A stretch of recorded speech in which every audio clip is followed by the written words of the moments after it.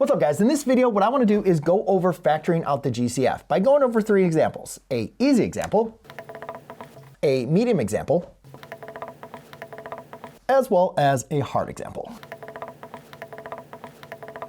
Okay, now I understand easy, medium, and hard is all going to be relative. They all may be easy to you, or they all may be hard. But either way, I just want to go over this process and kind of help build you up, because a lot of times students understand the factoring out the GCF, but then they end up getting confused when we get to some problems that don't look the same to the problems that they have previously done. Maybe you can relate to your teacher teaches it one way, and then you get something on the test, and you're like, where did this come from? You never taught this. So the ability to be able to transform, I have an understanding of this and I can apply it to different types of polynomials or expressions, is critically important. All right, let's go over the first example. Now, when we're identifying the GCF, right, that's the greatest common factor. And what we're looking for is going to be the largest term that is evenly going to divide into both of your terms in this case. So I have a 12x squared and a 9x. And a lot of times the language we use is like, what do they have in common? What numbers evenly divide in, let's split up our numbers first. What numbers evenly divide into 12 and 9?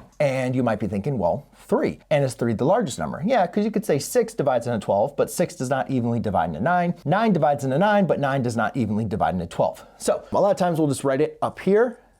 So my GCF in this case is going to be a 3, and then let's look into the x. What is going to be the largest variable x that divides both into an x squared and to an x? And remember, if it divides into it, or if we say it's a factor, that means it evenly divides into it. So we know x divides into x, right, one time, and x divides into a x squared, x squared times. So we can say that, however, x squared does not evenly divide into x. So our greatest common factor in this case is just going to be a 3x. Now, what do we do with this? Remember, we're factoring out, which is basically like dividing both of these terms by a 3x. So when you factor out the 3x, it's like dividing out that term. And then what we need to do is write out what's left over. Well, 12 divided by 3 is going to be a 4. X squared divided by x is going to be an x. Negative 9 divided by 3 is a negative 3. And x divided by x is going to equal to 1. So the factored form of this polynomial, 12x squared minus 9x, is just simply going to be a 3x times 4x minus 3. Now, a lot of students don't have trouble with this. We practice this over and over. But there's something I want to reiterate with you to help us be able to understand these two. If I take 12 and I divide it by 4, that answer is going to equal 3, right? But we can always rewrite a division statement as a product statement. I can write this, when I take 12 divided by 4, that equals 3. I can also rewrite this as 4 times 3 equals 12. So whatever you get as your quotient, you can rewrite as your quotient times your divisor is going to equal your dividend. Right? That's critically important, because a lot of times we don't want to write in the 3x. We say we're like dividing out this term. Now, when we get to problems like this, I don't know what it is. It's just, it looks differently and students kind of get confused. They understand that the x plus 1s are the same, but what I think they get trouble with is like, what's left over? Why are we rewriting this as multiplication? So again, remember, when we're factoring out, we're dividing out this term. So most students recognize, all right, I have an x plus 1 that is exactly the same.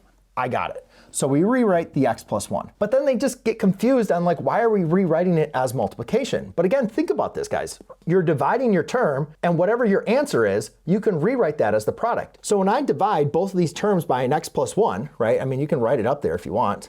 What am I going to be left over? I'm going to be left over with a x plus a 3. But it's not x plus 1 plus x plus 3, right? It's multiplied. So when you're factoring out these terms, just remember, all you're simply doing is you're rewriting an expression as a product. So you're dividing, so therefore you can get a product. You're dividing, so therefore you can go ahead and get a product. So in this problem, basically just need to get that practice of dividing out the terms and writing in what's left over. This one, remember, whatever the expressions, they don't have to be monomials. They can be binomials, they could be trinomials, but you factor out that common term, and then whatever is left over, just remember you're rewriting that as the product. Now this example, students are going to get mistakes because they'll just consider this hard just because of the fractions, right? They're like, I don't want to be dealing with fractions. And I get it, right? We can all relate to that. Now we recognize the x squared plus 4 is the same for both of them. So that's good. Unfortunately though, how do we know what the power is that's going to be exactly the same? Now the one thing I do recognize is that the denominator of these fractional powers is the same. So what I want to do is just try to rewrite these so I can get an expression that's going to have a base as well as a power that would be exactly the same.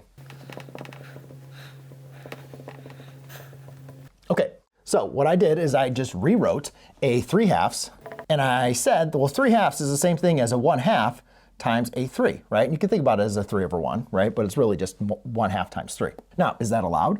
Of course it's allowed. What is 1/2 times 3? 1/2 times 3 is 3/2, right? So, but the reason why I needed to rewrite that is now what I want you to see is now I have some common terms. Not only do I have the base is the same, but you also have to, if you're going to factor out the term, you have to have a base as well as a power that's going to be exactly the same. So now we know that those are exactly the same. So most students are like, all right, I get it. I can multiply, factor this out, and hopefully you recognize when you divide something out and you can rewrite it as a product statement, then I'm going to multiply by. Now, what do we have left over? Well, we factor out the x squared plus 4 to the 1/2 power, but we still have x squared plus 4s raised to these higher powers, 3 as well as 7. So that is going to be what's left over. So I have an x squared plus 4 raised to the 3rd power, plus a x squared plus 4 raised to the 7th power.